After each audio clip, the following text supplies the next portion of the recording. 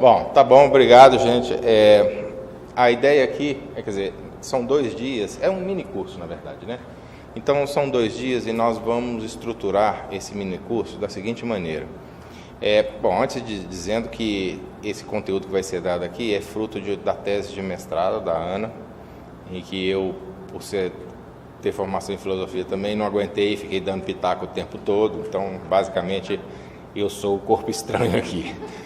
Mas, como nós temos também, ela tem formação em filosofia e agora está na educação, e eu tenho uma formação marginal na filosofia, a gente acabava conversando sobre esses temas, o que na verdade me enriqueceu muito, né? Que era um tema que me atraía a atenção, mas que eu não tinha os subsídios para entrar, os subsídios intelectuais para entrar nele. Então, na verdade, é apresentar esses elementos e como esse trabalho se desenvolveu. E, assim, pelo menos da maneira como eu vejo, é uma perspectiva um pouco diferente, eu acho até bastante diferente da perspectiva usual. Então, é no mínimo um contraponto interessante a ser feito. Então, como é que vai ser esquematizada esse mini curso? Nesse primeiro dia, nós vamos apresentar, digamos assim, a parte crítica do trabalho, ou seja, nós vamos fazer primeiro uma arqueologia desse conceito, tentar fundamentar a afirmação, o argumento de que esse conceito ele tem uma construção predominantemente cultural, histórica, social, em termos gerais, e chegar mostrando várias das concretizações desse conceito ao longo da história, olhando várias filosofias e falando, nessa filosofia aqui, dificuldade de aprendizagem e desenvolvimento é isso, mas naquela ali é aquilo. E na fase moderna é isso, que é o que interessa para a gente chegar na fase moderna. Mas a gente chega por esse caminho na fase moderna mostrando que essa construção é uma construção social, é uma construção que depende que você assuma certos compromissos anteriores, conceituais e filosóficos, para que você possa sequer chegar a falar o que você considera ser uma dificuldade de aprendizagem. Que não é a perspectiva usual. Geralmente as pessoas pensam nessas questões como sendo uma coisa objetiva. Não. É como se fosse, por exemplo, gravidade. Não é. Tá? Existe muito mais construção social. Existe construção social na gravidade também, mas existe muito mais aqui do que na ideia de gravidade, muito menos objetividade do que se pensa. Então, primeiro faremos esse percurso, tá? Que a gente chama de uma arqueologia do conceito. Em seguida, nós vamos apresentar, já dentro do escopo do que a modernidade pensa como sendo, ou seja, de como a modernidade construiu socialmente essa noção, e mostrar o que ela usa para sustentar, porque nós somos seres racionais, em princípio, né? Então não adianta só falar uma coisa, a gente normalmente procura mecanismos para sustentar isso que nós estamos falando. E vocês vão ver ao longo dessa arqueologia que vários momentos tem os processos de sustentação, e a modernidade tem o seu também. E a modernidade, nós vamos tentar argumentar aqui, que ela não tem mais vários elementos para fazer essa sustentação, como por exemplo Deus, como por exemplo a memória, mas ela tem a ciência. E a ciência vai ser instrumentalizada, em particular a ciência médica, vai ser instrumentalizada para dar o fundamento de racionalidade / objetividade que esse conceito exige para que ele seja considerado como um conceito de valor social no nosso momento atual. Tá? Então esses seriam os 2 momentos de hoje.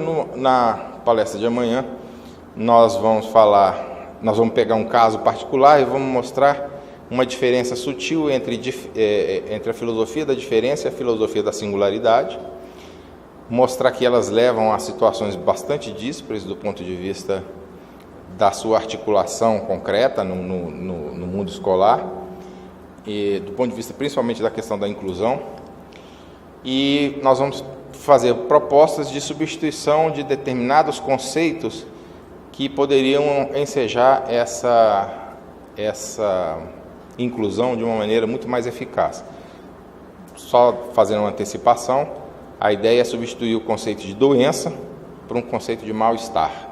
que é um conceito filosoficamente bem estabelecido e é descolado do conceito de doença. Tá? Então esse é o percurso que nós vamos trabalhar aqui. Eu vou falar só dessa primeira parte, que é a parte mais filosófica. O resto hoje a Ana Bárbara vai falar, e aí amanhã eu pego de novo essa parte do método de análise fenomenológico para a estatística. Então vou pegar a estatística e vou mostrar, tá vendo? Você cria a diferença aqui dentro, e aqui dentro a singularidade não é articulável.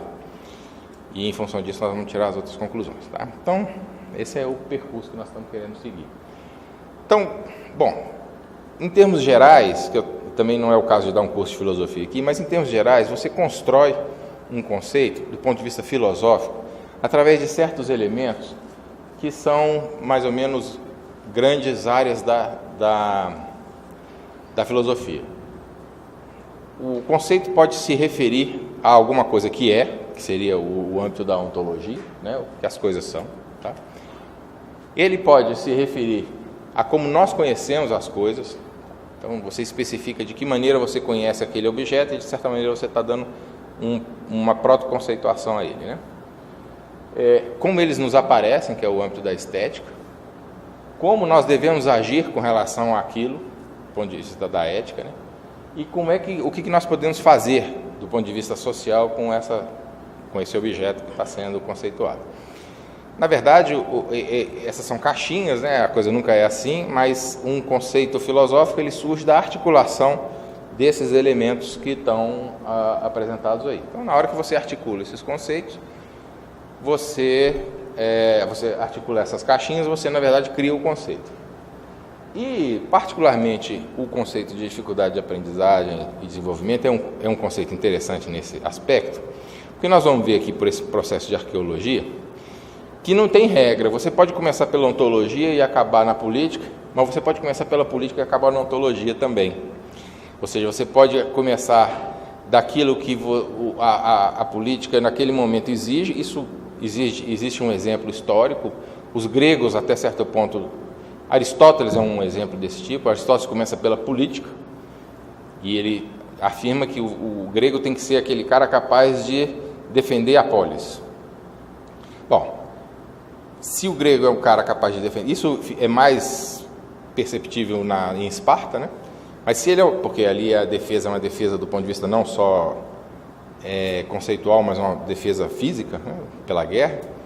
Então, se você define já de passagem isso aí, você já excluiu uma porção de coisas a respeito da pessoa que vai entrar dentro desse conceito. Por exemplo, ela não pode ser um cidadão, uma pessoa que tem uma deficiência física, que impede de fazer a defesa física da polis, já não vai ser um cidadão de primeira classe. Você já está excluindo categorias de seres humanos a partir daí. E aí você começa da política e chega lá na ontologia e você diz, essas pessoas são isso, isso, isso. Então é mais ou menos essa ideia.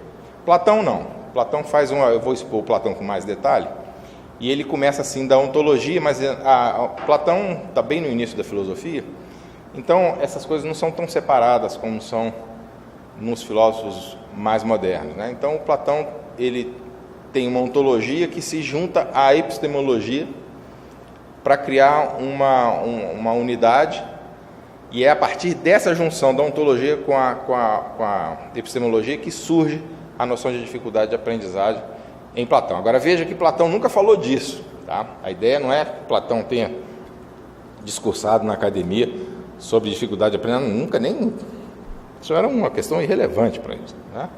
Na verdade, nós estamos tentando mostrar que o que sai dessa filosofia, o que sairia como conceito dessa filosofia que está posta historicamente, tá? Então, a ideia é essa, fazer uma arqueologia do conceito, começando em Platão, pegando a filosofia platônica e falando, é assim que ele pensa o mundo, a ontologia, a epistemologia, a ética, a política, e em função disso, esse é o conceito que sairia de uma filosofia, da adoção de uma filosofia de base platônica. A Idade Média, Santo Agostinho, entra a questão da religião, então vão existir alterações, deslocamentos importantes, mas a análise é a mesma, tá? E aí a gente entra na modernidade e vê o papel da ascensão da burguesia na alteração desse elemento social que dá a fundamentação do conceito. E em cada um desses, nós vamos ver que a dificuldade de aprendizagem, desenvolvimento, ela é obtida por uma negação. A pessoa não tem algo. O problema é que esse algo é que é o determinado socialmente. Em um determinado momento social, o algo é uma coisa, mas em outro momento social, ele é outra. E é isso que é importante aqui para perceber o caráter socialmente construído. É aí que ele é construído socialmente, tá? Ok. Então vamos lá. Voltei. Platão. O Platão ele tem, como eu disse, uma união entre ontologia e epistemologia que ele faz através do mito de Er. Platão, nos escritos dele, faz alusão a mitos frequentemente para poder fazer a ilustração do que ele está querendo dizer. Quer dizer, ele é um filósofo pós-mito, muito pós-mito, e ele não pretende usar o mito como sendo um discurso da verdade, mas sim uma propedêutica, né? Um discurso que te ajuda a entender o que ele está querendo falar. E ele tem um mito de Er que vai fundamentar aquilo que ele considera como sendo o conhecimento. Vários de vocês talvez saibam, mas alguns não. Para Platão, você não nasce como uma tábua rasa e ao longo do tempo você vai adquirindo conhecimento. Você já nasce com todo o conhecimento possível da sua vida, não o conhecimento que qualquer um vai ter. Cada um nasce com a quantidade de conhecimento que lhe foi reservada por razões que daqui a pouco eu vou explicitar, que é justamente a dimensão ética do discurso dele. E essa quantidade, ela pode ser ou não desenvolvida, mas ela faz com que o conhecimento, na verdade, seja rememoração. Então, ninguém aprende para Platão, as pessoas se recordam. É o que a gente chama no discurso, na filosofia platônica, de maiêutica. Tá? Platão tem um livro, o Mênon, em que Sócrates vai junto ao escravo e mostra ao escravo que ele sabe deduzir. Evidentemente que a lá Platão, tá? Mas mostra que o escravo sabe deduzir um teorema de matemática, porque ele vai fazendo perguntas no processo dialético ao escravo, o escravo vai respondendo, de repente, puf. Bom, aquilo ali, hoje em dia, sabe-se que tem mutreto, mas seja como for, essa é a perspectiva de Platão. E aí, bom, esse é o plano da epistemologia, ou seja, o que nós conseguimos conhecer, né? Cada um de nós, independentemente, consegue conhecer. No que isso se junta com a ontologia? Isso se junta com a ontologia exatamente no mito de Er. Porque Platão tem um outro livro chamado Fédon, em que ele fala da transmigração das almas, ou seja, de como as almas vão e voltam, né? Ficam circulando aí entre nós, adquirindo diferentes corpos ao longo das suas vindas, né? Das suas repetidas vindas. E o mito de Er diz o seguinte: quando você morre, você é levado para um determinado lugar em que existe um rio chamado Rio Létes. E a quantidade de recordação que você vai ter na vida seguinte, ela vai depender do quanto de água você bebe ou deixa de beber do Rio Létes. Se você bebe muita água, você esquece muito. Se você não bebe quase nada, você recorda muito. E aí o Platão tem que se decidir, mas o que define se o Olavo vai beber muito ou pouco? Como o Olavo se comportou na vida atual. Essa é a dimensão ética. Então lá no Fédon ele vai dizer, com as palavras dele lá, que o cara que se comportou, por exemplo, como um cara que só pensa em dinheiro, que um cara que só pensa em levar vantagem, não sei o quê, vai voltar na pele de um lobo. Mas pele mesmo, como um animal, tá? Na alma dele transmigra para um animal lobo.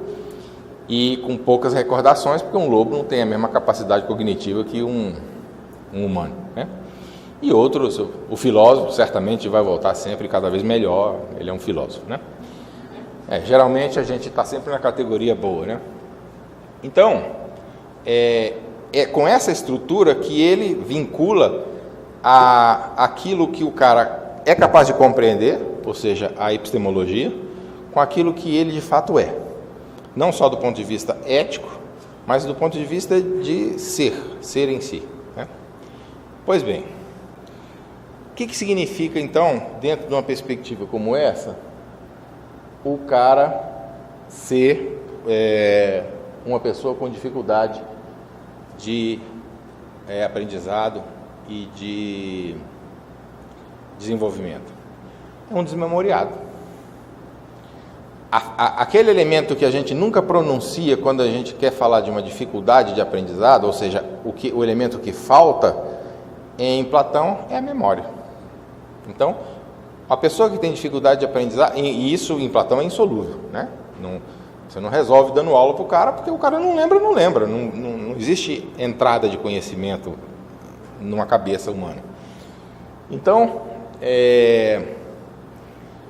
Platão dizer que uma pessoa é uma pessoa com dificuldade de aprendizado e desenvolvimento é dizer que ele é um desmemoriado. E Platão, isso é então o âmbito da ontologia. A ontologia que está agora, né, toda travada com a epistemologia. Mas em Platão ainda tem uma questão mais interessante que se segue a essas, que é a política. Platão tem um livro chamado A República, que é basicamente um livro em que ele organiza aquilo que ele chamaria de uma cidade perfeita, em que a justiça ocorre, e ele faz isso a partir do pressuposto de que existem lugares naturais. Não lugares naturais no sentido aristotélico, físicos, Aristóteles naturaliza isso, né? Mas do ponto de vista social. Então existe o lugar do soldado, o lugar do artesão, existe o lugar do escravo, existe o lugar do filósofo, que é como rei, né? O filósofo rei, de novo, né? Mas isso faz sentido dentro da filosofia dele, tá? Porque o filósofo é aquele cara que é o que consegue lembrar mais, e portanto é aquele cara que consegue ascender mais rapidamente ao mundo das ideias, que é um mundo perfeito, da organização perfeita, e do qual esse mundo é uma imagem imperfeita. Então, isso traz o elemento da política, porque para essas pessoas, os desmemoriados, só resta os lugares mais baixos da República. Eles não vão servir para mais nada, não sei aquilo ali. E isso não existe mobilidade na social, na sociedade platônica. Você é, socialmente dizendo, o que você é ontologicamente falando. Tá? E é interessante porque em grego aletheia é verdade, né? E na verdade significa a mesma coisa que não esquecimento. Tá? Essa é a origem do termo. Então a filosofia platônica é uma filosofia que já pega todo esse caldo da filosofia grega e bota da cultura grega e bota isso dentro de uma filosofia. E dentro dessa filosofia sai um conceito que você pode extrair, mas que Platão nunca o fez, de dificuldade de aprendizagem. Aí ficou faltando a estética. Aí Platão vem e junta mais ainda, ele enrola mais ainda o novelo, e esse novelo só foi desenrolado com os românticos alemães no século XIX, que é juntar a ética com a estética. Porque Platão tem uma doutrina chamada, o nome é horroroso, tá? Mas, perdão, kalokagatia, que quer dizer kalon kai agaton, quer dizer belo e bom. E é uma identificação entre o belo e o bom que a gente até hoje carrega nas nossas frases, né? Fala, aquele cara, ele é uma pessoa que só faz o bem, você diz assim. Então é uma bela pessoa, né? A gente faz o tempo todo essa transição entre palavras de cunho estético para palavras de cunho ético, né? Isso, na verdade, a estética só se livrou da ética ali pelo século XIX, quando as pessoas disseram, não, chega disso, tem nada a ver uma coisa com a outra.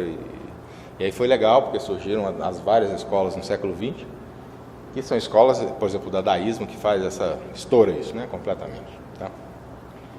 Bom, seja lá como for, belo e bom são as ideias supremas, que só são atingidas por aqueles que não são, ou são em grau mínimo desmemoriados. Todo mundo seria desmemoriado, de certa maneira, em Platão, mas os filósofos seriam em grau mínimo. Então, eles seriam os belos e bons. E aí, você pergunta, E os outros? Os outros vão ser o feio e o mal. E aí, percebe como está tudo articulado agora? Eu peguei uma ontologia, eu peguei uma epistemologia, eu juntei essas duas coisas, eu criei um conceito, que é o conceito através da noção de memória. Com esse conceito e a noção de lugar natural, social, eu tirei uma ética e eu tirei uma política. E agora eu tenho a estética, porque eu faço a conexão entre a ética e a estética. Então, essa é a estrutura, claro que grosso modo, evidentemente, mas essa é a estrutura do pensamento platônico. E esse seria o cara que seria a ele reservado os lugares mais baixos na sociedade, tá? Sem chance de mudar. E aí o que se fazia com essas pessoas? Aí vai depender um pouco de qual cidade você deu a sorte ou o azar de nascer, tá? Se você nasceu numa Esparta, tchau. Simplesmente você vai ser jogado no lixo, tá? Se você nasceu em Atenas, você vai sofrer degredo, você vai sofrer separação e tudo mais, mas você não vai ser morto, de modo geral, tá? Mas vai ser separado do convívio social de alguma maneira. Então, se você não está dentro desse padrão aqui, está desse. Ok. Aí vem Santo Agostinho. Santo Agostinho, ele vem dentro de uma tradição platônica, tá? Santo Agostinho é um leitor de Platão, mas não é um leitor direto de Platão, ele é um leitor de Platão através de Plotino, que é um neoplatônico, e que já começa a colocar os elementos da religião cristã dentro do platonismo. E aí sofre vários deslocamentos da filosofia platônica vão ocorrendo. Não tem mundo das ideias. O mundo das ideias acaba sendo substituído pela figura de Deus, né? Então a nossa ascensão não é uma ascensão epistêmica, no sentido de conhecimento das verdades universais, mas é uma ascensão religiosa, no sentido de em direção a um Deus, ao meu Criador, tá? Mas esses lugares, é como se os lugares da filosofia, isso grosso modo também, tá? Isso é como se os lugares da filosofia de Platão ficassem fixos, mas eu mexesse nas conexões de tal maneira que eles ganhassem uma nova forma. Por exemplo, Platão tem uma briga com os eleatas, que os eleatas são aqueles caras que dizem que o ser é e não pode não ser, e o não ser é e não pode ser, né? Existe uma separação, uma clivagem absoluta entre ser e não ser. Platão é o cara que relê isso e diz, não, o não ser é o engano. Porque como ele tem um mundo das ideias que é perfeito e tem um mundo aqui que é uma imagem imperfeita, ele diz, quando você tenta ler aquele mundo ali, ele faz isso no Sofista, na obra dele Sofista. Quando você tenta ler o mundo das ideias e lê mal, você cria aqui um conceito que não é espelhado no mundo das ideias. Esse cara é o seu não ser. Aí o Santo Agostinho, ele acaba, com esse negócio do elemento religioso, ele traz para dentro do sistema um Deus bom, infinitamente bom. E aí ele tem um problema, que todo mundo já ouviu falar em algum momento da vida, que é o problema do mal. Evidentemente que o mundo não é bom. Isso é trivial, né? Santo Agostinho jamais diria, não, é bom sim, você que não está percebendo, né? O mundo é horroroso, tá? Ainda mais naquela época, imagina. Aí ele vai dizer, pô, mas como é que pode um Deus tão maravilhoso, tão excelso, com um poder infinito, uma bondade infinita, criar uma porcaria dessa? Aí ele vai dizer o seguinte, não é que o mal exista. Na verdade, o que existe é a ausência de bem. Esse é o não ser platônico deslocado no âmbito religioso, tá? Então, Santo Agostinho faz essas recolocações que são viáveis dentro da estrutura que ele construiu a partir da filosofia dele, tá? Bom, mas aí, o que ele faz do ponto de vista ontológico? Ele elimina o elemento epistêmico, no sentido de episteme da verdade das coisas, tá? Mas ele mantém a ontologia. Mas não uma ontologia baseada no mito, ele é um religioso cristão, ele vai usar mito, tem cabimento. O que ele faz? Ele cria uma noção, um conceito, que é um conceito importantíssimo aqui, que é essa ascensão que o homem faz ao rio Létes, que não é mais rio Létes, é Deus, ele faz não mais da maneira que Platão fala, mas ele faz de baixo para cima, né, através, por exemplo, dos movimentos, né, que um filósofo, por exemplo, faria, né, que é através da dialética, da nous, né. Ele faz de cima para baixo através da graça, que é o que Deus dá ao ser humano, fornecendo ao ser humano a capacidade de enxergá-lo de maneira mais clara ou mais difusa. Então agora não é uma rememoração, mas é uma coisa que esse ser onipotente, onipresente, coloca no ser humano, e coloca no ser humano de tal forma que esse ser humano seja capaz de vê-lo, de enxergá-lo nas coisas do mundo, porque é o único jeito que dá, não vai enxergar, tirando na Bíblia, né? Não vai enxergar Deus falando, aquela voz, não tem aquilo, né? Então, isso aqui já é Idade Média, já um pouco avançada, estamos longe do Velho Testamento. Então, o que vai ser a dificuldade de aprendizado? A dificuldade de aprendizado e desenvolvimento é a minha incapacidade relativa de conversar com Deus. Agora, a minha falta não é mais uma falta de memória, é uma falta de graça, é uma falta de iluminação, que é um termo que se usa de maneira igual, né? Às vezes uns falam graça, outros falam iluminação. Então, são aqueles menos iluminados, que não conseguem ver Deus. Não conseguem ver Deus porque não tem aquilo que Deus daria a eles para que Deus pudesse ser refletido nas suas percepções. Hoje em dia nós chamaríamos de uma pessoa sem graça, mas não no sentido, né? Mas um desgraçado. É o termo que a gente usa para isso. Tá? E aí surge um problema ético e político. Porque você não vai jogar esses caras do abismo. Você está dentro da religião cristã, não é assim que funciona. Você chama assim, em nome de Deus, até às vezes dá, mas é mais complicado, né? Em nome de Deus eu te mato. Não é assim, né? Em nome de Deus eu destruo aquela sociedade muçulmana, aí ainda vai. Mas cara a cara assim é mais complicado, né? E aí eles têm que adotar um outro tipo de estratégia, portanto, advém de uma outra ética, uma outra política. A política que nós estamos falando aqui seria a política de como lidar com as pessoas que não têm a iluminação. Tá?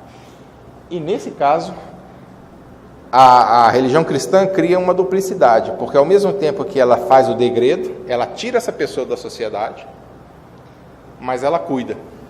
Aí começa a surgir os asilos. Os asilos e a presença do que ainda não é um Estado, mas vai virar, no cuidado com essas pessoas, a institucionalização. Tá? Então a institucionalização é fruto, entre outras coisas, claro, de um dilema que o cristianismo tem entre rejeitar aqueles que foram menos iluminados por Deus, mas não poder se livrar deles da maneira, digamos, mais tradicional grega. Tá? Eu coloquei aqui os leprosos, né? Mas é porque não existiam essas sutilezas na época. Tá? Pode falar. Mas Santo Agostinho ele cita o fato de degradar, separar o povo da sociedade, colocar em locais específicos, ele fala... Já começa a fazer isso. Mas isso ele cita... Não o Santo Agostinho. O Santo Agostinho ele é um padre da igreja, que agora é um santo, né? Ele cria a base filosófica, né? Mas isso é colocado em andamento, em processo, por as pessoas que estão vivendo na sociedade, né? Ele é só um teórico da religião, ele não é um executor nem nada. Bom, aí andamos, claro, não dá para fazer isso com todo filósofo, porque nunca mais acaba isso, né? Aí chega ali perto da Revolução Industrial, começa a aparecer, a burguesia começa a ter a preponderância, ou seja, surgir com força total. E aí você tem um novo paradigma. O paradigma muda.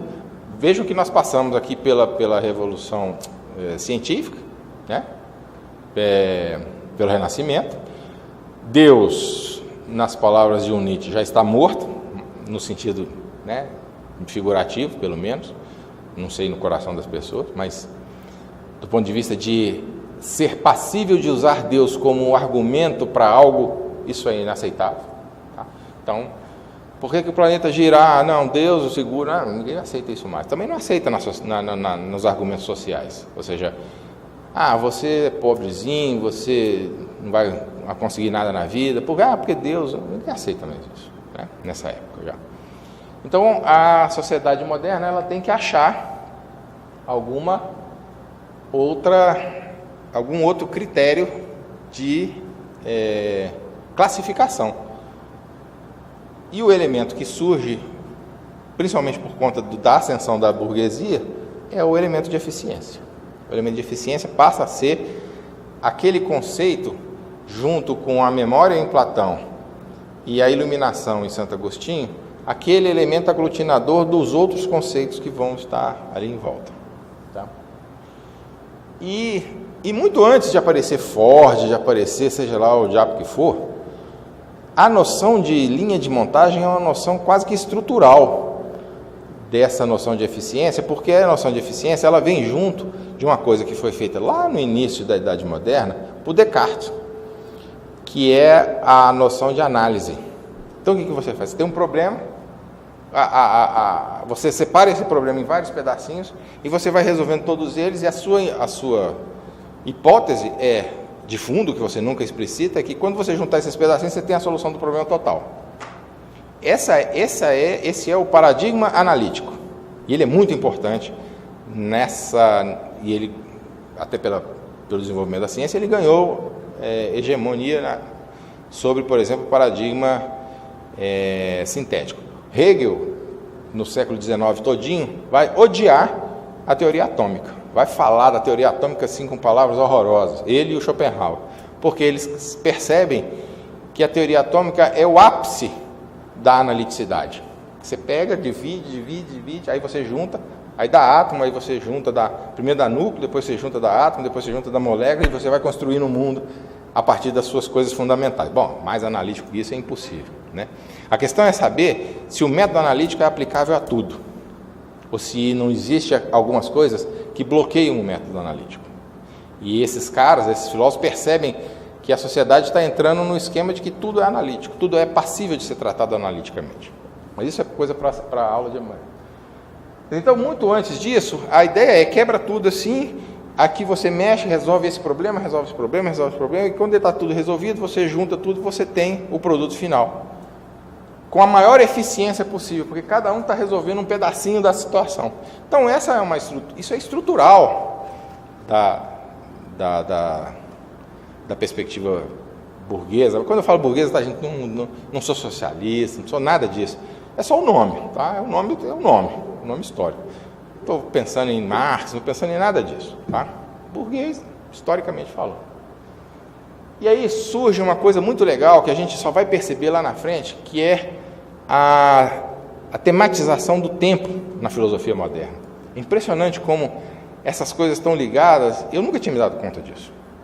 Mas, a partir do final do século XIX, começam a aparecer os filósofos do tempo. Heidegger, que escreve Ser e Tempo. Sartre, o Ser e o Nada, que vai falar explicitamente da temporalidade. Aquele fenomenólogo que tem um nome igualzinho do lógico. Esqueci. Russell. Tem o Russell, que é um nome razoável, se falar, e tem o Husserl, que é um alemão, que tem um R e um L no final, que ninguém consegue pronunciar, a não ser que seja alemão. E também vai falar exatamente... Então, a temporalidade começa a ganhar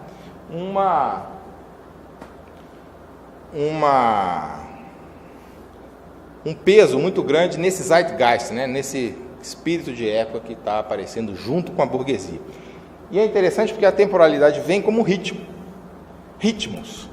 Porque eu preciso de fazer isso aqui, mas eu preciso de coordenar os ritmos com que as coisas acontecem, para que a coisa funcione como um todo.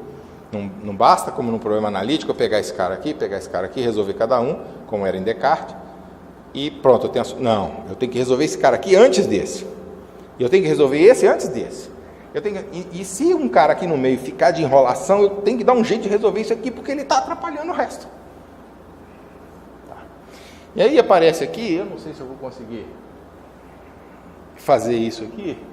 Como é que eu saio desse trem? Eu já sei como é que eu saio. Eu quis colocar o filme aqui, tá? Mas como vocês podem ver, eu não consegui, tá? Então eu vou ter que fazer uma coisa um pouco ridícula, que é tocar o filme aqui. que é legal, não sei se vai tocar, não vai tocar, que pena. É um filme, vocês conhecem o filme, é um filme do Tempos Modernos, do Charlie Chaplin, da linha de montagem. O que acontece no filme? Ele está lá na linha de montagem, aí vem um cara, são várias passagens que são muito importantes nesse filme. É como a arte consegue captar essas coisas pela sensibilidade, não pelo raciocínio analítico sobre elas, né? Começa o filme, uns bezerrinhos andando assim juntos e tudo mais, e a imagem vai saindo rapidamente, se transformando em homens entrando numa fábrica. E aí chega uma hora que lá dentro da fábrica aparece a imagem na tela assim do dono da fábrica falando: aumenta a velocidade aí na linha de montagem, né? E tá lá o infeliz do Chaplin na linha de montagem, né? Naquele negócio lá. Aí o cara vai lá e puf, aumenta a velocidade. Aquilo aumenta e o Chaplin começa a ficar enlouquecido, porque agora ele tem que ir mais rápido para poder fazer o troço funcionar. E ele aperta esse parafuso, o cara do lado, que é um grandão, aperta um outro parafuso, e o infeliz que fica lá boradinho aperta um terceiro parafuso. Nenhum aperta 3 parafusos, né? E aí começam aquelas coisas do Chaplin, aquelas coisas engraçadas que ele desenvolve através daquilo lá. O que é interessante, mas isso aí é interessante porque isso está captando o espírito da época. O Chaplin, a força do Chaplin, depois ele esculhamba o Hitler, humilha o Hitler, mas a força do filme, mais do que isso, de ser contra um totalitarismo e tudo mais, é de captar um espírito de época. Captar que agora o que está contando no mundo é o tempo. E é o tempo através de um ritmo. E é a pena que eu não tenha aparecido aqui. Eu tinha aí, isso é no âmbito das fábricas, da organização do trabalho. Se você pensar bem, tem um outro filme muito legal, que é já voltado para a educação, que é o do Pink Floyd, o The Wall. Qual é a cena do The Wall clássica, né? É aqueles alunos andando em filinha, sendo triturados, sendo não sei o quê, levando umas cacetadas dos professores. Essa parte talvez eu não seja totalmente contra, mas é exatamente isso, é uma linha de montagem, é o mesmo paradigma da linha de montagem, só que agora aplicado no contexto da educação, mas é a mesma coisa, tá? Isso significa o quê? Significa que tem alguém mandando no ritmo, primeira coisa, tem alguém mandando no ritmo. Segunda coisa, quem começar a atrapalhar o ritmo tem que ser retirado da linha. E quem vai ser esse cara? Aí, isso daqui, ano passado, Prefeitura do Rio de Janeiro, propaganda num jornal. O cara não só concorda com isso, como teve o desplante de colocar isso num jornal. Uma linha de montagem. Nossa linha de produção é simples. Construímos escola, formamos cidadãos e criamos futuro. Pronto, olha aí, ó. Agora, primeiro a gente constrói a escola, a gente forma um cidadão, aí aqui no meio tem outra linhazinha, né, pequenininha, e aqui a gente constrói um futuro. Pronto. Eu dou o ritmo para isso. E aí eu peguei, não foi possível fazer isso aqui.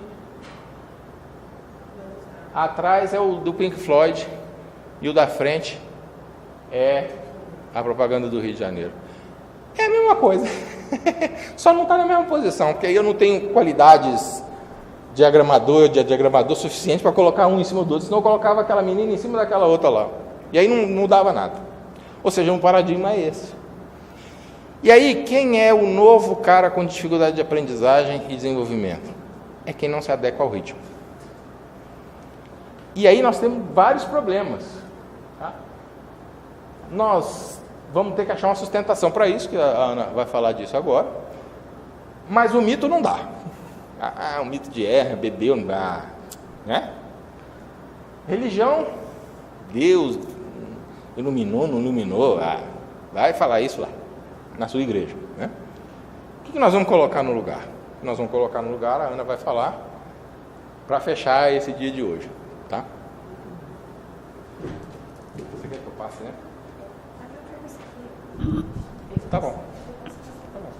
Oi, gente, boa noite. Quando o Olavo começou a falar sobre o trabalho que nós escrevemos, né, eu tenho que assumir que fomos nós quem escrevemos, porque eu tinha os objetivos, os sonhos, os dados, né, e começou a me ajudar a dar corpo a tudo isso, e aí para a educação, após 10 anos de experiência em sala de aula, vendo isso que a gente vai ver agora, né. Ele colocou toda a história, a arqueologia aí do problema da aprendizagem enquanto conceito que vai se formando. E hoje, na atualidade, o que a gente pode ver é que quem comanda toda essa conceituação e traz para a gente as nomenclaturas e a diferenciação, pode ir passando, é a ciência e, em especial, a ciência médica, a psiquiatria. A psicologia tem a sua contribuição, mas a psiquiatria tem dá todo um alicerce para essa construção, e a gente vai mostrar dados amanhã, gráficos amanhã, que comprovam isso, né?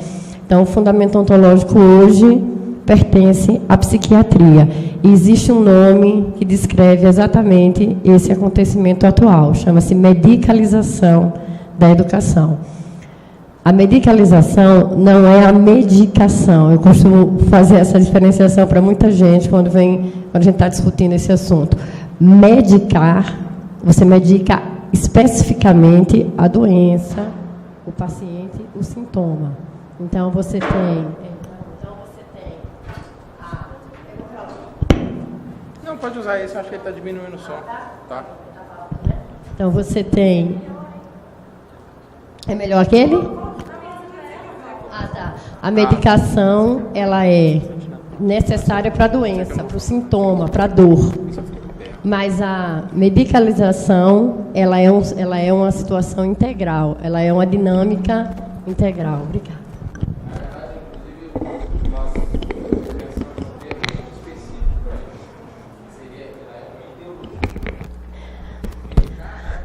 É uma ação, é a ação sobre a doença. A medicalização, ela é uma ideologia integral e ela leva em consideração não só o sujeito. Oi. Tá.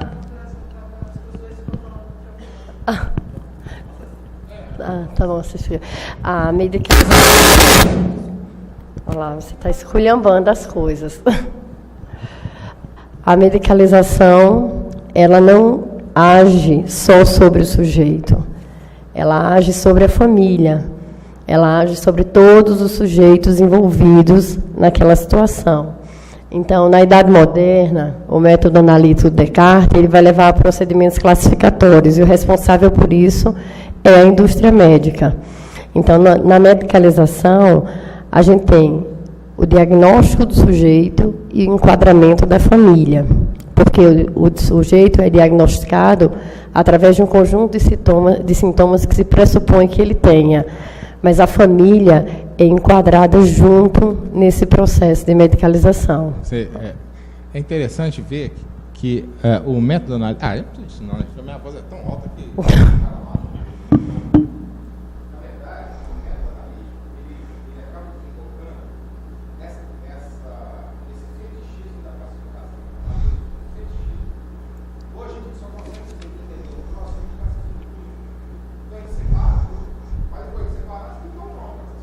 Exatamente.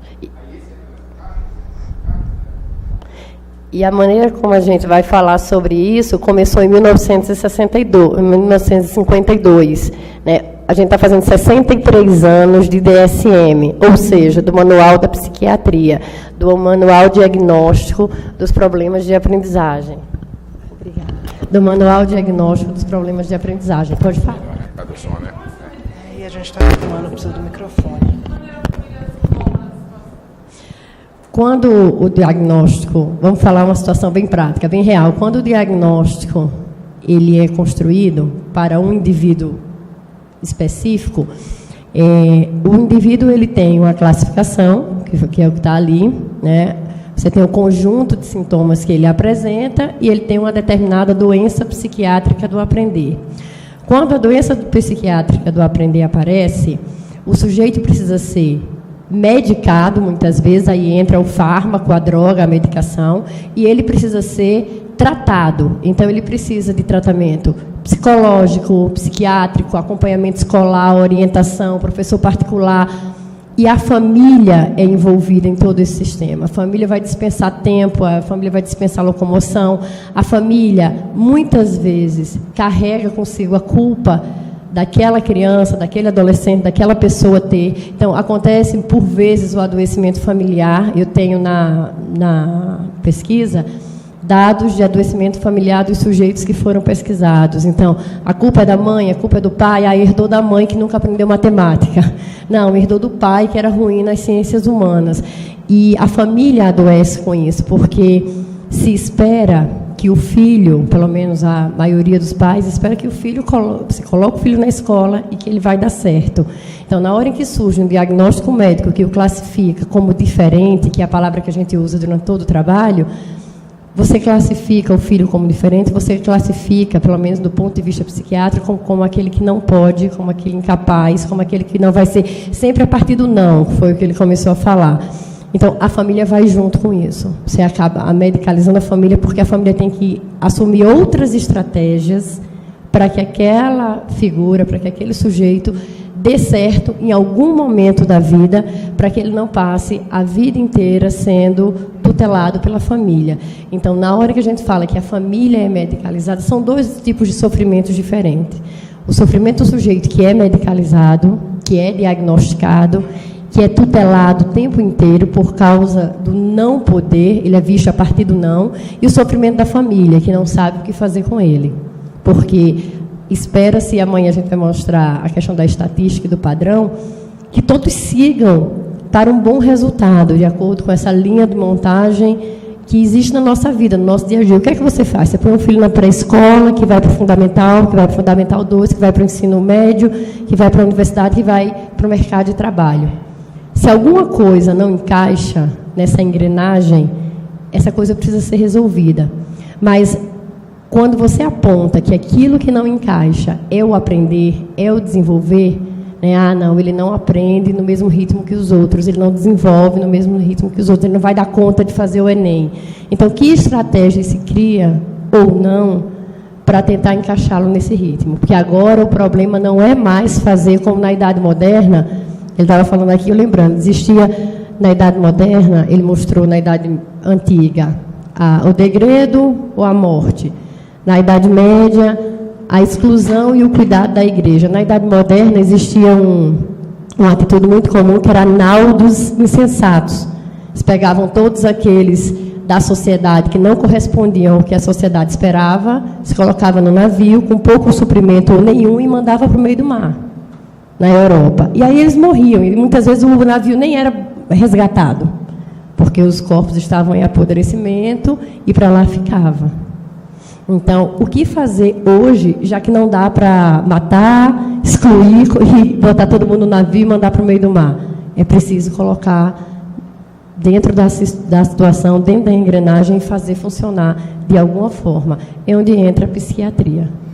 E tem uma coisa importante aqui, que é o seguinte: a psiquiatria, na verdade, a medicina, e através da medicina, a psiquiatria mais especificamente, foi instrumentalizada por essa perspectiva moderna.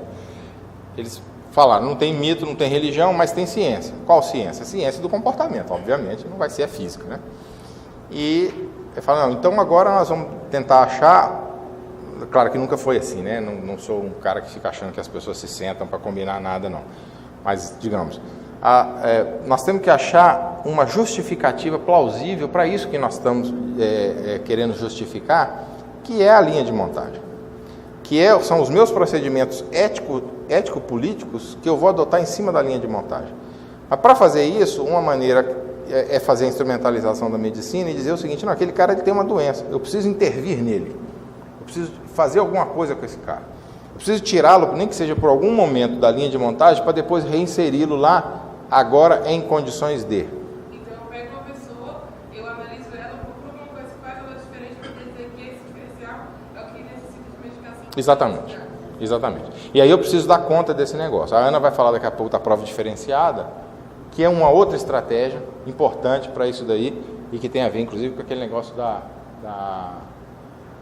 coisa. Mas antes de fazer isso, a ideia é que a psiquiatria daria um arcabouço objetivo para essas coisas, né? Fala, não, isso é uma doença. Você não tem gripe? Você tem gripe, o outro tem TDAH, o outro tem TOD, sabe o que é TOD? Transtorno de oposição... Opositor desafiador. Opositor desafiador. Nós vamos ler alguns desses aqui, Esses textos nós pegamos na internet, e nós pegamos na internet, assim, de maneira randômica, aleatória, para não direcionar a nossa perspectiva, né?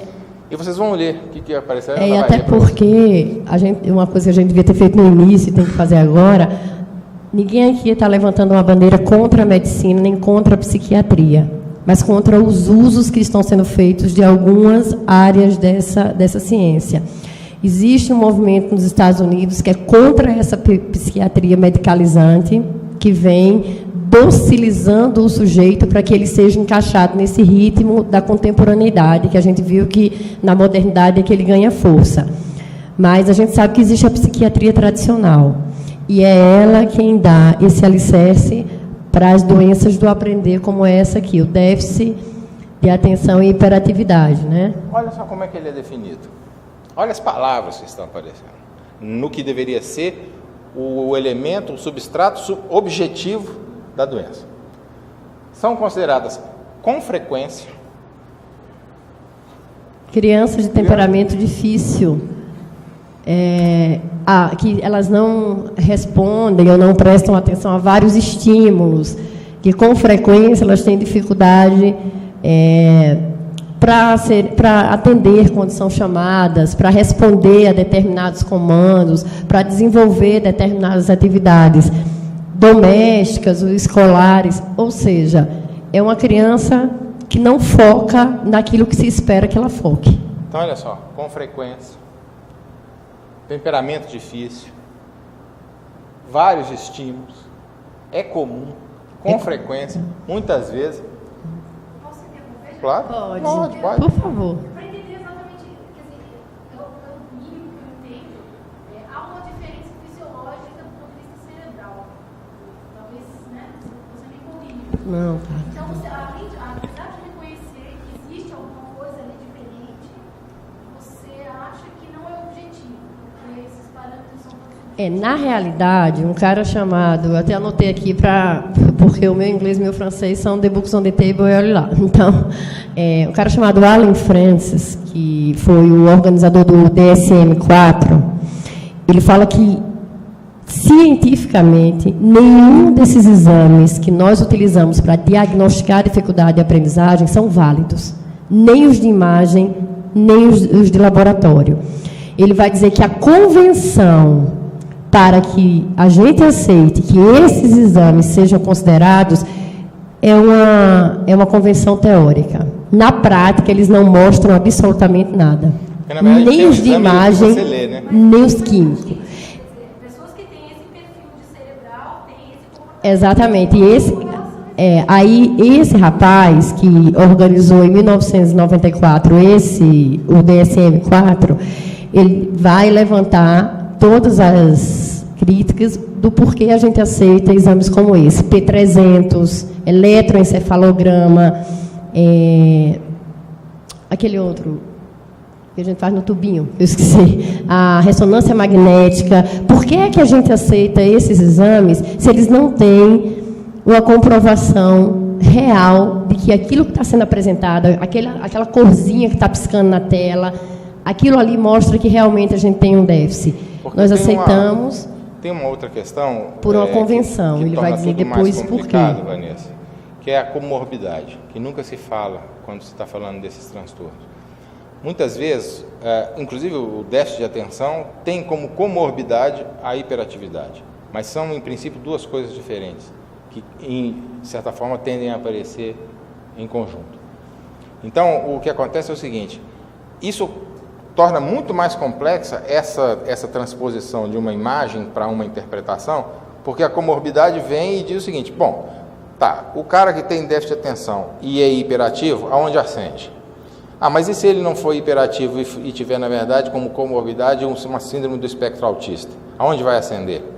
Não. Ele tem isso, mas ele tem um transtorno de opositor. Acende aonde? Então, não é que isso não possa ser verdade, mas não existe fundamentação teórica que possa fazer essa relação 1 a 1 como nós imaginamos que ela seja feita. Porque eu sempre imaginei que ela era assim. Falou, acendeu ali, tem isso, dá o remedinho, apaga ali, beleza, vamos tocar para frente. E não é isso. E Não é isso. tanto é que, assim, eu fiz os testes nos nossos filhos, né? Eu levei no psiquiatra para que a gente pudesse ver como é que fica no neuropediatra, como é que fica o exame depois de produzido. E a diferença era mínima de um para o outro. Os dois não apresentavam nenhuma corzinha, nenhuma diferença. E um dos sujeitos da pesquisa que trouxe os exames para que eu visse, apresentava a mesma configuração das crianças. A mesma. E por que é que está diferente no diagnóstico que o psiquiatra, o neuropsiquiatra passou? Hoje, existe um movimento entre uma universidade americana e uma universidade brasileira, um pesquisador brasileiro, para tentar desenvolver um aparelho de imagem, de exame de imagem, que leve em consideração esse diagnóstico, mas de uma forma que seja aceitável. Porque hoje os críticos desses exames mostram essa questão que o Olavo estava fazendo, onde é que acende para que a gente possa entrar num consenso, né? E quando a gente fala da medicalização em relação ao sujeito, o Alain de France, que foi o organizador em 1994, ele deixa muito claro como é que o DSM é construído. A nossa grande preocupação na construção social do transtorno de aprendizagem é essa, né? Existem vídeos na internet para quem quiser ver. Em 94, eu vou ver se eu trago um na próxima. Um trechinho amanhã. Em 94, ele organizou a construção do DSM. Em 63 anos, ele aumentou de 106 diagnósticos do primeiro para 370 no segundo. Aliás, no quinto. Mais ou menos 370 hoje. Então, eu levo em consideração uma coisa que a gente já discutia no grupo. Se você começar a ler o DSM-5, ali pela 10ª página, você já se autodiagnosticou com vários problemas. Né? Vários. Você vai diagnosticar o seu irmão, o seu pai, a sua mãe, o seu vizinho, todo mundo. Porque existem características como essa que a gente está apresentando e outros que virão aí, que a gente vive no dia a dia. São características próprias do humano na sua constituição como pessoa, na sua relação social. E como que elas viram doença? E, por exemplo, veja só a seguinte situação. Você está dando... tem um determinado menino na escola que apresenta esses com frequências aí, tá? E aí, evidentemente, com frequência já é uma coisa subjetiva. Então, você fazer uma análise que pretende ser objetiva, através de imagem, e conectar isso com um troço que é amplamente subjetivo, já é uma questão em aberto, né? Mas aí está lá, aquele cara, ele toda hora ele faz uma pergunta, toda hora ele está pensando em outra coisa, ele se mostra entediado. Existem duas alternativas possíveis numa situação como essa. Ou você olha...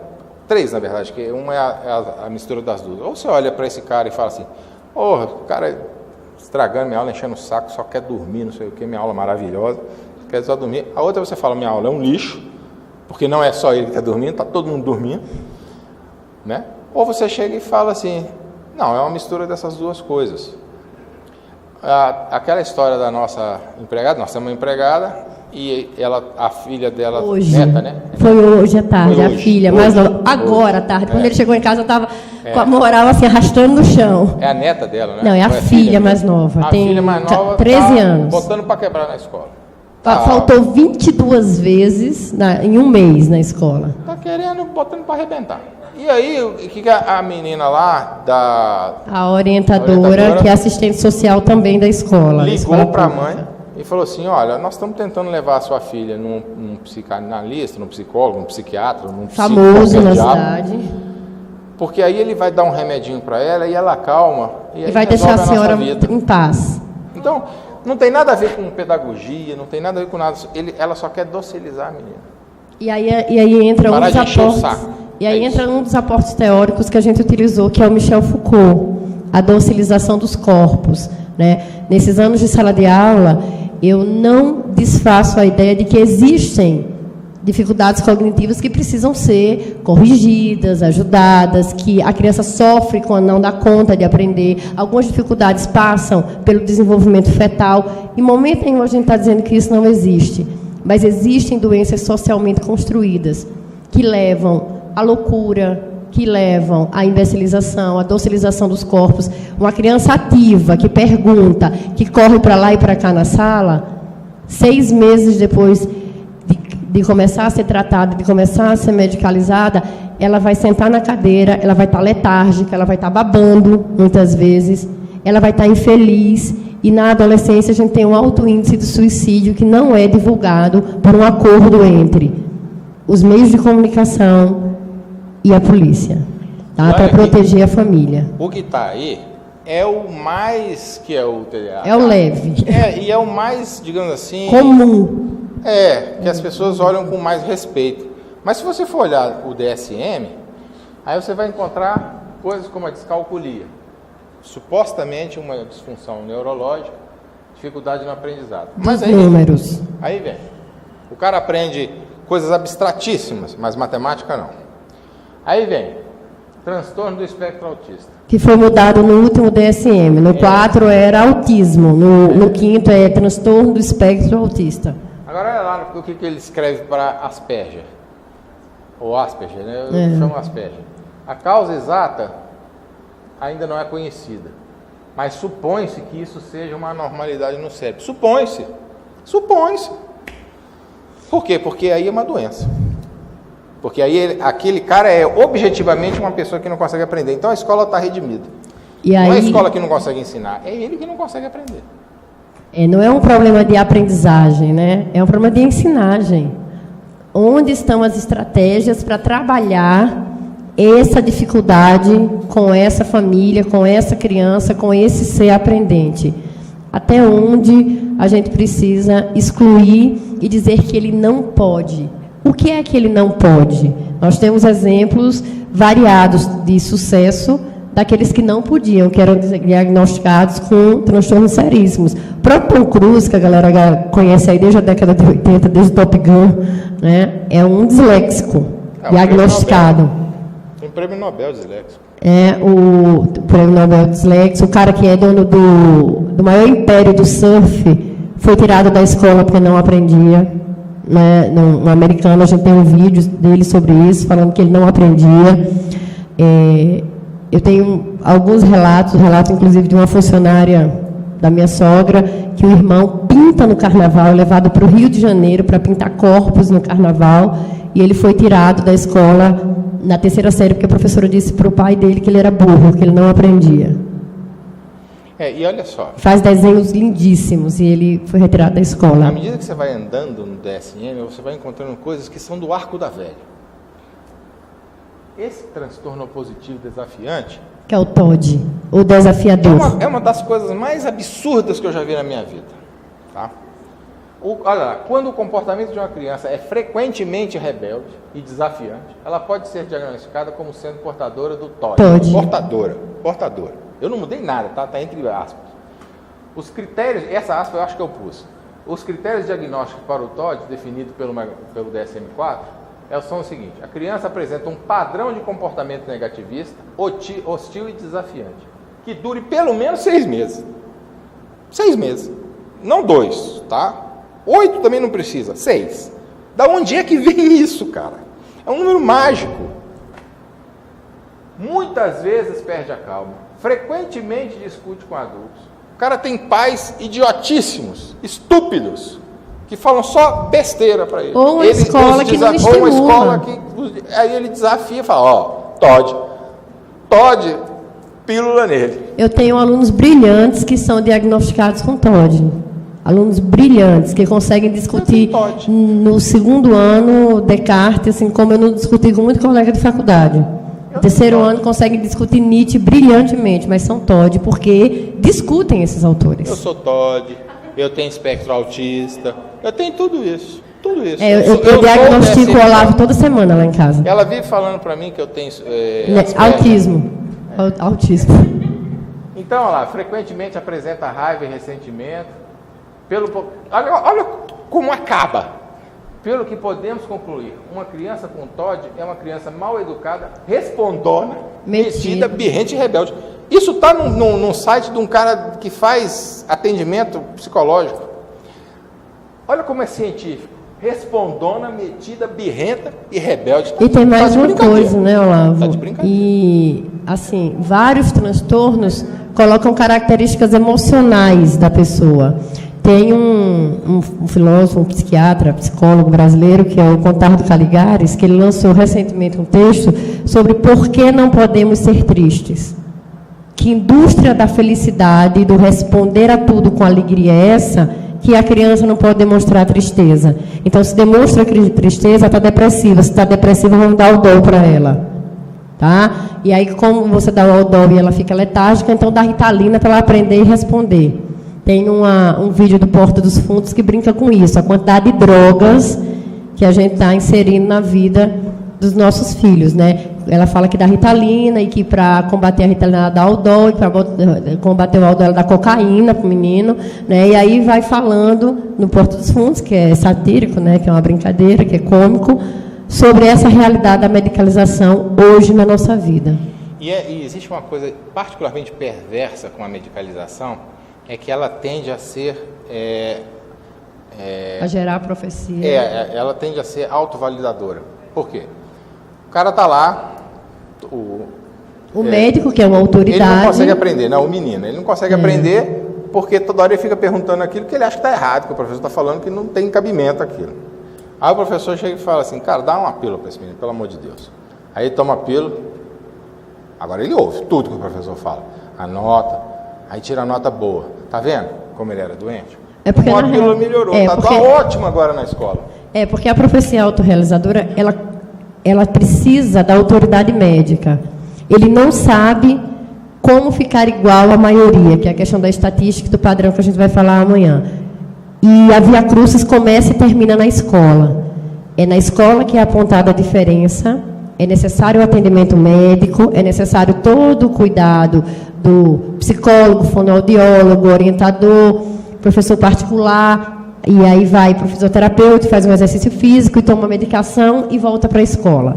Esse é o envolvimento da família. A família se torna uma cuidadora daquele que é diferente. Então, o aluno que não se enxergava como doente, passa a se enxergar como doente. E é a questão da profecia autorrealizadora. Ele começa a realizar aquilo que está escrito naquele papel sobre ele. Tanto é que é muito comum ouvir assim, professora, eu vou fazer a prova diferenciada porque eu tenho laudo. A palavra comum é essa. Por quê? A sociedade se apropriou desse vocabulário. Eu tenho laudo. Você sabia que eu sou TDAH? Você sabia que eu sou TOD? Você sabia que eu tenho PAC? Né? Ele tem uma dificuldade no processo auditivo central. Então, quer dizer, entre escutar e entender existe um problema nessa conexão. Então, o que é que acontece? Essa percepção sobre ele se altera. Ele passa a se ver diferente dos outros. Então, ele se ampara em instrumentos como a prova diferenciada, que é uma prova mais fácil do que a padrão, com perguntas diretas para respostas mais diretas ainda, e que tudo tem que ser considerado para que o aluno tenha uma nota. Tudo tem que ser considerado. Então, você coloca lá, descreva, no meu caso, dou aula de filosofia para o ensino médio, né? Dei muito tempo no fundamental. Descreva as principais características do pensamento socrático em relação ao conhecimento. Então, me coloca lá, ele perguntava e os outros respondiam. Tem que ser considerado. Porque ele respondeu algo que deu para ele, porque no diagnóstico médico dele diz que ele só vai até ali. E aí ele começa a acreditar nisso, e mais, os professores começam a vê-lo só por essa perspectiva. Então, as expectativas da escola com relação àquele aluno abaixam. E da família e da também. Família, todo mundo. E do próprio aluno abaixo com relação a si próprio. E aí, o esforço também diminui. Porque vai se autorrealizando o diagnóstico. Existem pessoas que transcendem essa realidade? Com certeza. Existem pessoas que não tomam o remédio, que não fazem a prova diferenciada, que se negam a se ver como diferentes, ou entendem a realidade do seu diagnóstico, mas tentam sair dos limites que o diagnóstico propõe. Isso é uma realidade, e a gente vê isso todo dia. Agora, existem uns que se entregam ao diagnóstico como uma necessidade. E esse é o problema social, porque se em 2003, quando eu comecei a pensar sobre isso, eu recebia uma lista numa escola de 300 alunos com 10 diagnosticados. Hoje, numa escola com 900 alunos, a gente recebe uma lista de 150. Às vezes, 40 alunos por sala, 10 alunos têm diagnóstico. Mas tem diferencial, por exemplo, se você toma um remédio e você consegue ficar 5 horas sentado estudando, e você não toma um remédio, você não consegue ficar 1 hora sentado. Como é que não tem nenhuma diferença nesse modelo? Como é que tem nada disso? Não, e isso é interessante quando você pergunta, porque que qualidade existe nessas 5 horas sentadas estudando, que aquele sujeito diagnosticado, medicalizado ficou, e aquela 1 hora muito mal completada que ele ficou. A nossa pergunta é, ele realmente está sentado aprendendo? A medicação fez ele aprender ou outras estratégias estão fazendo ele aprender? A medicação está servindo para ele aprender ou para controlar o corpo dele, para controlar aquela reação? A nossa crítica à medicação é que, quando ela acontece realmente, quando a gente vê ela efetivada na realidade, os prejuízos são muito maiores do que as vantagens. Não é como a pessoa que toma remédio para pressão e a pressão vai ficar controlada e ela consegue ter uma vida normal. A maioria dos medicados, que medicar e medicalizar são coisas diferentes, como eu falei aqui, a maioria dos medicados, eles têm mais prejuízos do que vantagens. E tem uma outra questão importante também. Você tem minha mãe, velhinha, lá tem hipertensão. Ela toma o remédio, supõe-se que o remédio superou a hipertensão dela. Acabou. Mais nada precisa ser feito. Evidentemente, ela não vai ficar plantando bananeira, né? Mas nada mais precisa ser feito para lidar com aquilo, porque aquilo já foi controlado pela medicação. Quando você está falando nesse âmbito aqui, não é assim que acontece. O cara dá a medicação, mas parece que o problema não foi embora, porque a escola tem que fazer mais coisas. Por que ela tem que fazer mais coisas se ele já foi tratado? Se o problema já foi resolvido no âmbito da medicação, por que tudo não é igual? Aí a gente entra no autor chamado Ivan Illich, que vai falar sobre a expropriação da saúde, né? Ou seja, o Illich, ele vai dizer que a educação, hoje, ela é administrada pela ciência médica. A gente vinha conversando isso no carro. Até certo ponto, a educação se deixou fazer, porque ela encontrou um caminho mais fácil, que é a indústria médica, que é dar o remédio para o menino, que é manter o menino na orientação escolar, que é manter ele no psiquiatra, no psicólogo, no fonoaudiólogo. Só que, por outro lado, nós perdemos o espaço de fazer o que viemos para fazer, que é uma formação intelectual da criança, do adolescente, do jovem, do adulto, quando a medicina diz para a gente, através do diagnóstico, o que é que a gente tem que fazer. Quem nunca teve a oportunidade de ver, eu vou tentar tirar os nomes necessários e trazer para eles. Como é que o diagnóstico chega para a gente que está em sala de aula? Ele chega dizendo que você, dependendo do diagnóstico do sujeito, onde ele tem que sentar, como você tem que olhar para ele e se dirigir. A sua ação pedagógica em sala, ela é toda administrada, ela vem uma rotina para você. Então, você tem que olhar para o aluno de uma determinada maneira, falar de uma determinada maneira, não tem PAC. Então, ele senta, o PAC dele está do lado direito, então fala do lado esquerdo. Então, você tem que fazer uma prova para ele, que ela é diferente, que ela corresponde ao que ele pode fazer. Você tem que, qualquer coisa que aconteça de diferente em sala de aula, se você notar que ele não tomou o remédio e está mais agitado, passa para a coordenação. A gente tem aulas com os psiquiatras, a gente tem atendimento com as equipes que cuidam dessas pessoas, para sentar e ouvir o que você deve fazer como professor em sala de aula. Então, assim, chega uma hora em que você se vê totalmente engessado, porque você não tem como prioridade o trabalho pedagógico que você é levado a fazer. Como prioridade, você tem um trabalho de cuidador.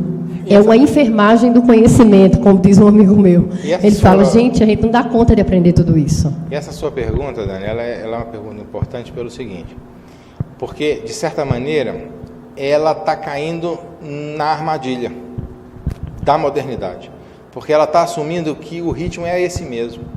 O ritmo é esse, para todo mundo. E aí é legal ter uma coisa que me dê condições de ficar atento por 4 horas, porque 4 horas é o que o ritmo demanda. Mas, na verdade, você poderia inverter esse raciocínio. Você poderia pensar, por exemplo, que um cara que é portador de dislexia, ele não é um cara só que lê diferente ou lê pior, ou seja lá o diabo que for, mas é um cara que pensa diferente também, porque ele não pensa com as categorias escritas, por exemplo. E que talvez isso nele não seja um problema, mas uma habilidade diferente. Ele tem uma outra habilidade. E que essa habilidade poderia estar sendo incentivada, ao invés de tentar recolocar o cara nas habilidades usuais, que são calculadas por uma média estatística e tudo mais. Então, talvez a resposta que se pudesse dar, pelo menos momentânea a isso, porque a gente já está em cima da hora, é que isso que a prova diferenciada faz é exatamente aquilo que eu falei de recolocar o cara na linha. O que a prova diferenciada faz é o seguinte, cara, esquece, esse cara não vai apertar o parafuso do jeito de todo mundo. Então faz o seguinte, deixa ele apertar mais fraco. Mas é porque é diferente, por exemplo. Se a pessoa pensa diferente, ela entende diferente, a forma como ela tem que aprender é diferente. Isso. Se a forma como ela tem que aprender é diferente, significa que em sala de aula tem que haver uma forma que ela entenda. Exatamente. Se ela aprender de forma diferente, exige um professor que tenha também uma habilidade. Exatamente. E a escola não quer pagar isso.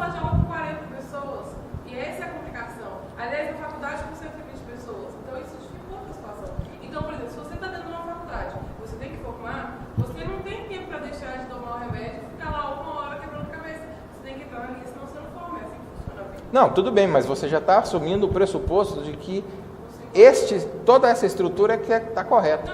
E que você está fora dela e tem que entrar. Entendeu? Não, mas isso que você falou uma palavra, uma frase assim, muito interessante. Essa é a vida. Mas essa vida só vai mudar se as pessoas começarem a questionar. Eu não estou dizendo que vai mudar hoje, mas é necessário questionar. É necessário questionar porque uma coisa que essa prova diferenciada gera, assim como o diagnóstico, é a rotulação, é o preconceito. Por que foi que aí falando uma questão pessoal, por que foi que eu me apaixonei por essa área para estudá-la, né? Para perturbar, rolar e dizer, não, vamos sentar, vamos estudar, vamos pensar. Há muitos anos, assim, alguns anos atrás, quando eu comecei a dar aula em sala de aula, né? Eu entrei numa reunião de conselho de classe e eu fui defender um aluno que era disléxico. E eu lembro que um colega olhou para mim e falou assim, na segunda reunião, que era no outro dia, continuação do conselho, eu quis de novo defender o aluno, e ele falou assim, lá vem ela falar dos doentinhos.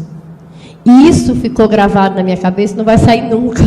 Lá vem ela falar dos doentinhos. Que doentinhos? Aqueles das letrinhas. Foi quando os diagnósticos começaram a se popularizar no Brasil. Eu sou de Maceió, vocês viram o sotaque, e foi quando deu o boom do diagnóstico. Apareceu um médico que ficou milionário em 1 ano.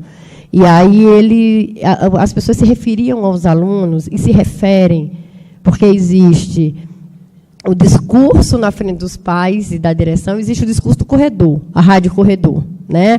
E na rádio corredor, os alunos são tratados de forma muito preconceituosa pelos próprios professores e na vida real pelos próprios colegas. Quem é que faz a prova diferenciada? É o burro. É o imbecil, é o que tem diagnóstico, é o que não consegue, porque ele não é igual a mim.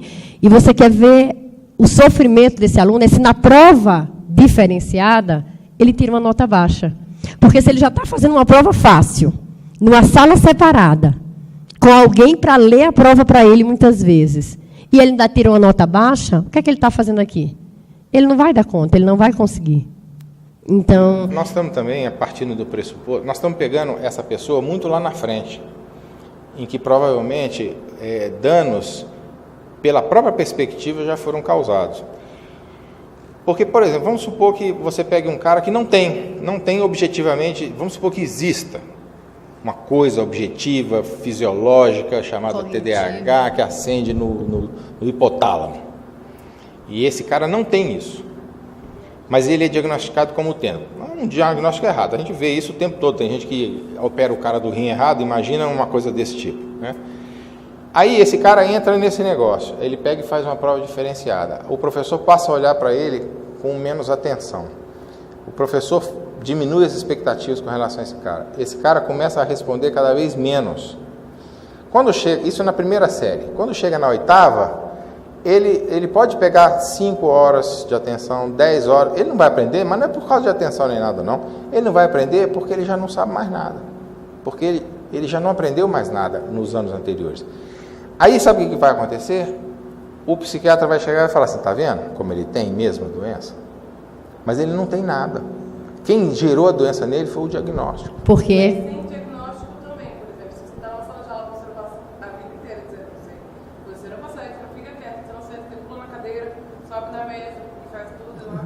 É o diagnóstico. É, o diagnóstico informal da construção da escola, porque existem dois diagnósticos, o formal, que é o que o médico vai assinar, carimbar e mandar para a escola, e o informal. Por isso que eu falei que a via crucis desse sofrimento começa e termina na escola.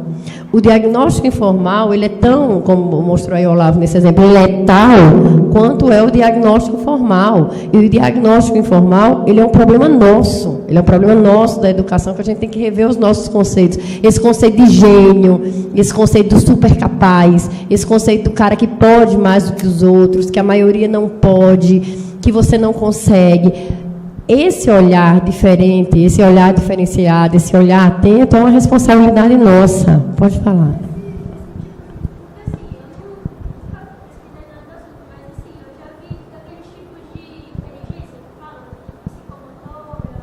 Sinestésica. Auditivo, visual.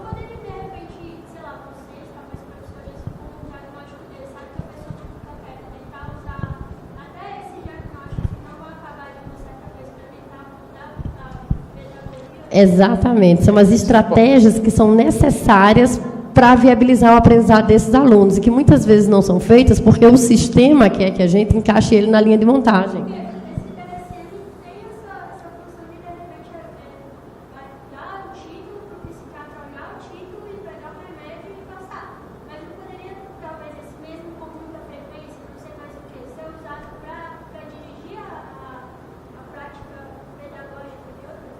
Essa aí não precisaria do DSM, né? Porque isso aí já é o que o professor percebe em sala.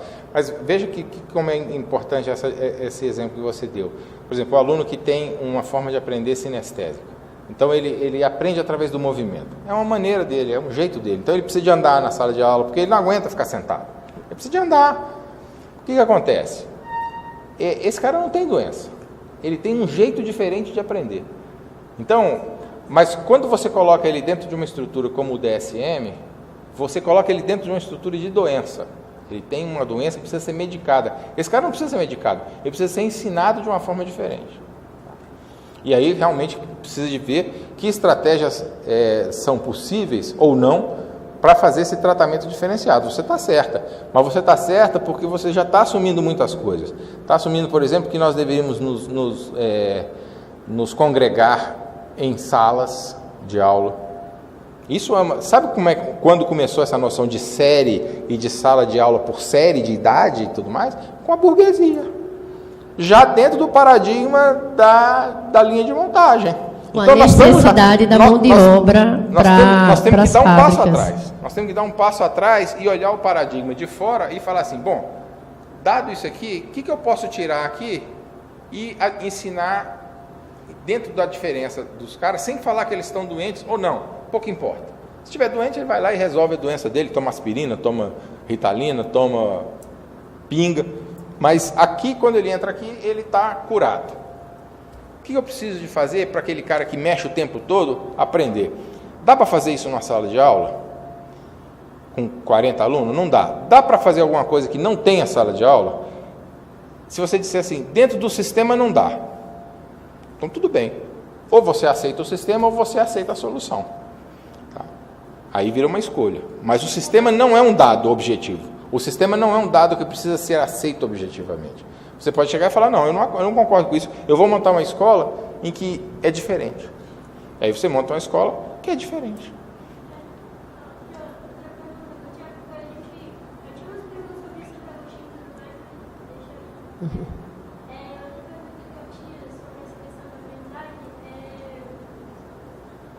Por exemplo, você precisa de um ritmo.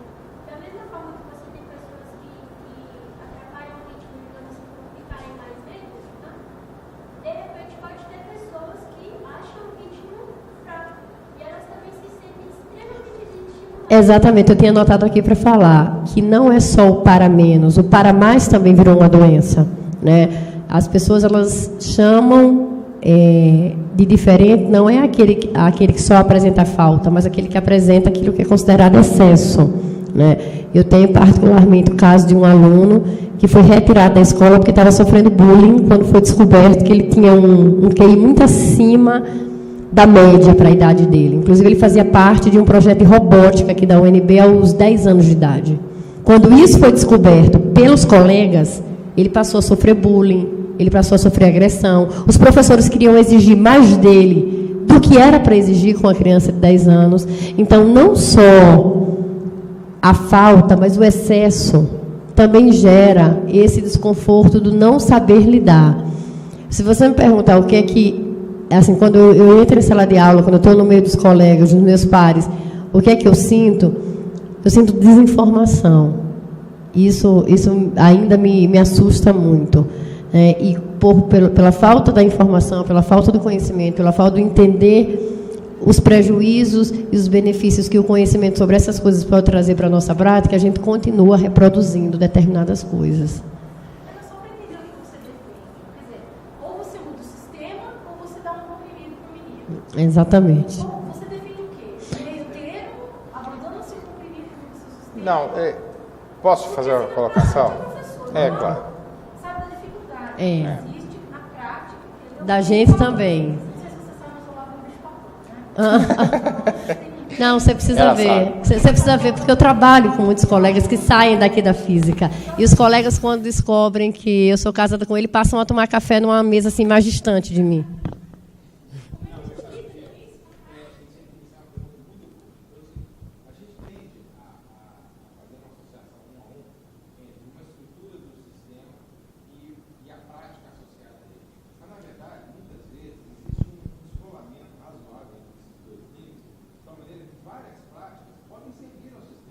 Exatamente.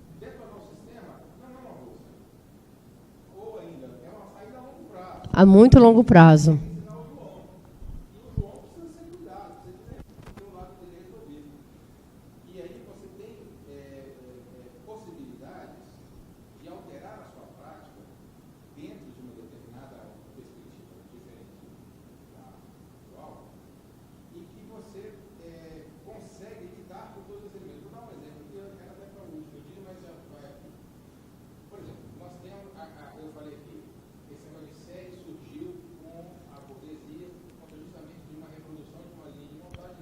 Na necessidade da mão de obra.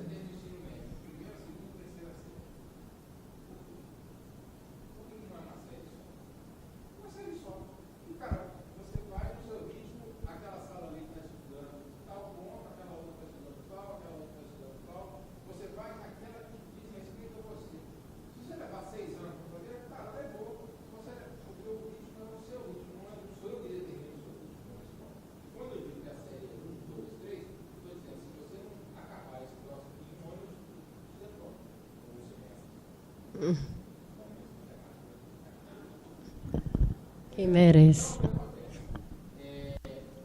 está mudando dentro do sistema. Você está mudando dentro do sistema. Então, eu acho o seguinte, existem práticas, eu vou mencionar algumas, a gente vai na próxima reunião, que são perfeitamente compatíveis com o sistema. Eu não tenho nada contra o capitalismo, para ser sincero, tenho tendência marxista nenhuma. Para mim, tá bom. Não é o melhor do mundo, mas eu tenho ainda democracia burguesa, mas democracia, não tem ninguém me enchendo o saco para eu ter a sua televisão, o Macron me rebolando. Então, o que eu vejo aí no mundo é ainda o que eu acho que eu tenho de melhor. Essa é uma posição política. Não tem nada contra derrubar nada do capitalismo. Agora, eu acho que a educação pode melhorar e pode ganhar uma nova perspectiva dentro do capitalismo, inclusive para o capitalismo, não é só dentro também, para o capitalismo. Para que o capitalismo faça uma coisa que é extremamente importante para ele, que é, para falar na linguagem do capitalista, o melhor aproveitamento dos insumos. Porque senão eu estou jogando gente fora. Então, se eu puder botar esses caras sem artificialismo, né? Porque a prova diferenciada é artificial.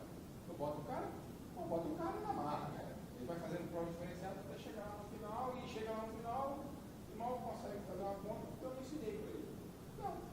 Eu falo, não, deixa esse cara levar 6 anos, mas daqui a 6 anos eu uso esse cara lá, ó, ali onde eu quero que usar,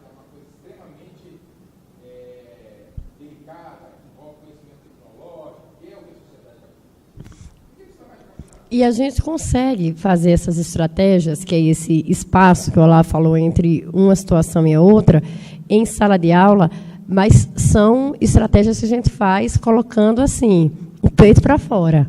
Né? A gente está tentando mostrar que existe um espaço de aprendizagem para eles, né, para esses sujeitos que são excluídos, rotulados, e que não faz deles pessoas menos capazes, menos inteligentes ou menos instruídas. Né?